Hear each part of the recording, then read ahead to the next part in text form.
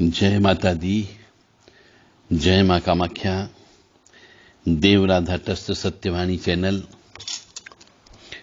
मनुष्य को ब्रह्म मुहूर्त में उठ करके ईश्वर की आराधना करने का नियम हमारे यहाँ भारतीय संस्कृति परंपरा में बड़े बुजुर्ग डाल करके गए हैं। तो जल्दी उठने के कई फायदे होते हैं।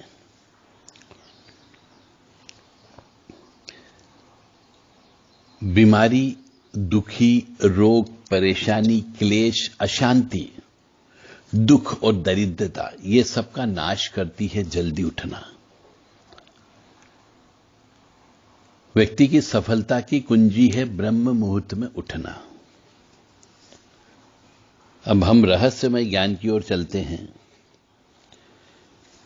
हवन हमेशा आम की लकड़ी पर ही करना है और हवन सामग्री में जड़ी बूटियां अवश्य मिलाना चाहिए, जिससे घर का वातावरण के साथ साथ आस पड़ोस का वातावरण और ब्रह्मांड का वातावरण सब परिवर्तन होता है। तो गाय के सूखे गोबर उपले को जला करके उसके ऊपर संक्षिप्त हवन किया जा सकता है। संक्षिप्त हवन का मतलब होता है जैसे थोड़ी सी एक रोटी आपने जला ली, गुड़, घी, शक्कर उसके ऊपर डाल दिया, गूगल डाल दिया, मतलब 5-10 मिनट के लिए जो हवन किया जाता है, धुनी दी जाती है, उसमें गाय के सूखे गोबर यानी उपले का प्रयोग होता है। परंतु यदि आपको थोड़ा बड़ा हवन करना है तो उसमें आम की लकड़ी का ही प्रयोग करना है।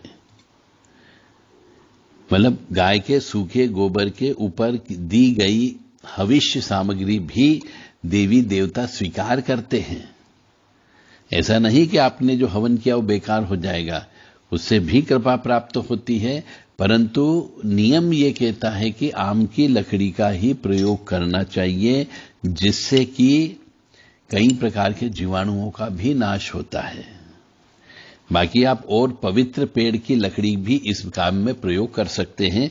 जिन जिन पेड़ों को हम पूजते हैं, जिन जिन पेड़ों में हम देवताओं का वास मानते हैं, उन पेड़ की लकड़ी भी यदि आपको उपलब्ध होती है तो उन वृक्ष की लकड़ी का भी आप हवन में प्रयोग कर सकते हैं।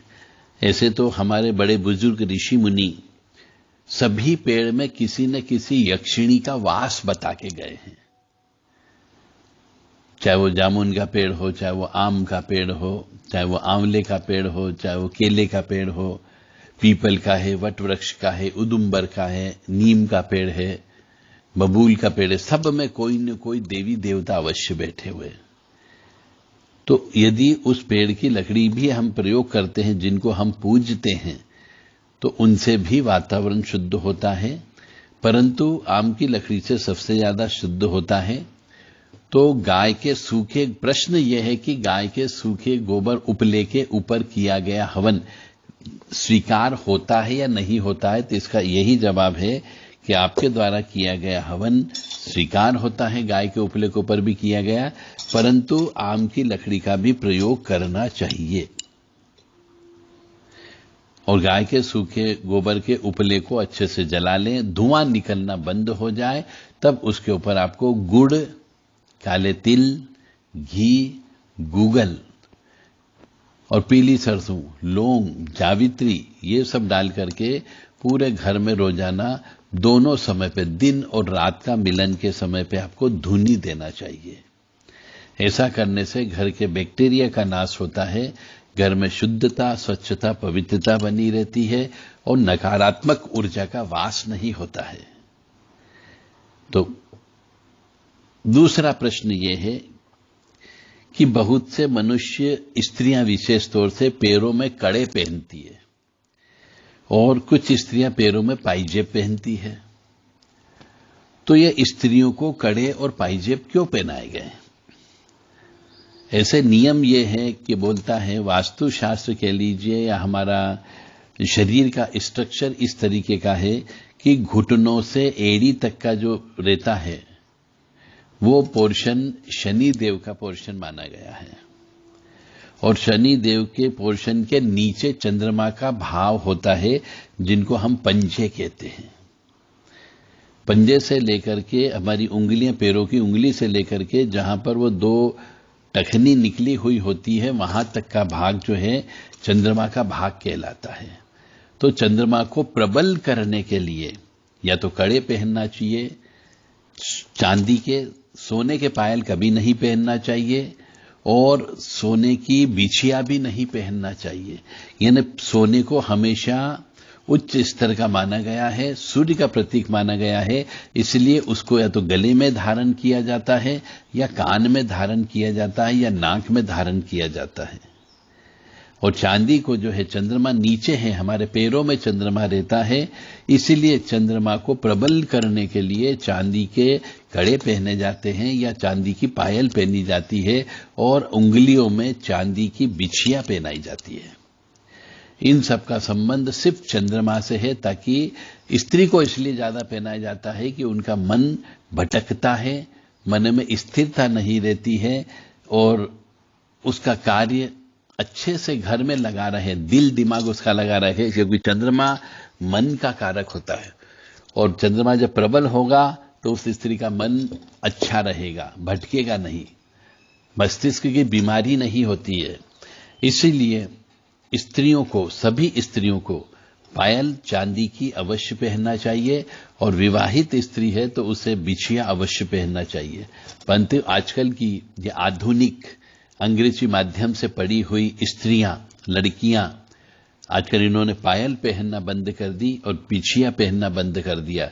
इसका नुकसान उन्हें उठाना पड़ रहा है कि एक तो वो बच्चे पैदा करने लायक नहीं बच पा रही है, बच्चे पैदा करती है तो ऑपरेशन से बच्चे पैदा होते हैं, तरह तरह की उन्हें गोली दवाई खाना पड़ती है, और बेड रेस्ट पे रहना पड़ता है। ये सब केवल एक ही वजह है कि चांदी की चीजें पैरों में नहीं पहनना, क्योंकि वो अपने आप को बड़ी आधुनिक मानती है, पुरुषों के बराबर कहती कि सब जितना पुरुष कमा रहा है या पुरुष नहीं कमा रहा है, हमारा पति नहीं कमा रहा, उससे ज्यादा तो मैं कमा रही हूं, स्त्री हूं तो क्या हुआ। तो उनने अपने स्त्रियोचित गुण को त्याग करके पुरुष के गुण स्वीकार करना प्रारंभ कर दिया। इस वजह से ही उनके ये प्रजनन क्षमता में यानी गैनिक बीमारी उनको होने लग गई है, गुप्त रोग उनको जल्दी होने लगते हैं। तो गुप्त रोग न हो इसके लिए भी पैरों में पायल या चांदी का कड़ा पहनाया जाता है और उंगलियों में बिछिया पहनाई जाती है। ये इसका वैज्ञानिक आधार है। मानो या न मानो यही सत्य है। जय माता दी, जय मां कामाख्या। और भी है ऐसे कि तिलक बिंदी लगाने से क्या फायदा होता है, तो वह हम आपको आगे बताएंगे। जय माता दी, जय मां का। मेरा सभी माता बहनों से विनम्र निवेदन है कि अपने बच्चों को और खुद भी चांदी की पायल अवश्य पहने, ताकि पैरों में चंद्र ग्रह जो होता है उसको प्रबल होता है, शक्तिशाली होता है, और चंद्रमा प्रबल रहता है तो उसको जीवन में शांति रहती है, अशांति नहीं रहती है। तो आज के जमाने में जो घर में अशांति नाम की जो चीज घर में प्रवेश कर गई है, उसके पीछे कारण भी यही है कि शनि का प्रभाव ज्यादा पड़ गया है। घर के अंदर हम प्लास्टिक की चीजें ज्यादा प्रयोग करते हैं, लकड़ी की चीजें ज्यादा प्रयोग करते हैं, लोहे की चीजें ज्यादा प्रयोग करते हैं। यह सब शनि देव का कमाल होता है। यानी सोफा, लोहे की अलमारी, लोहे के दरवाजे, लकड़ी के दरवाजे, ये सब आइटम जो है आजकल शनि देव का घर में प्रवेश कर गया है। और शनि देव का प्रवेश घर में करने से चंद्रमा को कमजोरी मिलती, क्योंकि घर के अंदर हम सफेद व्हाइट वॉश भी नहीं कराते, कलर व्यवस्था हो गई आजकल, हम दीवालों पर भी कलर करवाते हैं। तो चंद्रमा कमजोर होने से चंद्रमा को मन मस्तिष्क भटकता है, चाहे वो पुरुष का हो चाहे वो स्त्री का हो, और उससे चरित्रहीनता भी आती है, बीमारियां भी आती। चंद्रमा कमजोर होने से ऊपरी बाधा भी लगती है, चंद्रमा कमजोर होने से नजर दोष लगता है। तो चंद्रमा को हमेशा प्रबल करके रखना चाहिए। यानी एक मकान की, कमरे की कुछ दीवारें हमेशा व्हाइट वॉश का नियम इसीलिए बनाया गया था कि सफेद चूना इसीलिए पोता जाता था पुराने जमाने में, या व्हाइट सीमेंट इसीलिए पोती जाती है कि घर के अंदर चंद्रमा का प्रभाव रहे। परंतु आजकल हमने कलरफुल पेंट आने लगे हैं, अलग अलग प्रकार के उन पेंटों का प्रयोग करने लगे हैं, पाश्चात्य संस्कृति में हम रंग गए हैं, इस वजह से भी घर के अंदर अशांति आने लगी है। तो घर की अशांति को दूर करने के लिए चंद्रमा को प्रबल करिए, घर के अंदर 1-2 दीवालों पर सफेद व्हाइट वाश करवा करके रखिए, कुछ पर्दे भी सफेद रखिए, और सोने के लिए बिस्तर जो होता है उसके ऊपर सफेद चद्दर ही बिछाया जाता है। इसलिए आपने कई जगह देखा होगा, अधिकतर होटलों में जो चद्दर होते हैं वह सफेद चद्दर ही होते हैं, दूसरे कलर के चद्दर का प्रयोग नहीं किया जाता है। उसके पीछे का कारण ही केवल यही होता है कि मनुष्य जब सोता है तो उसे शांति चाहिए होती है कि नींद अच्छी आए, तो वो सफेद कलर का असर उसके जीवन पर पड़ता है।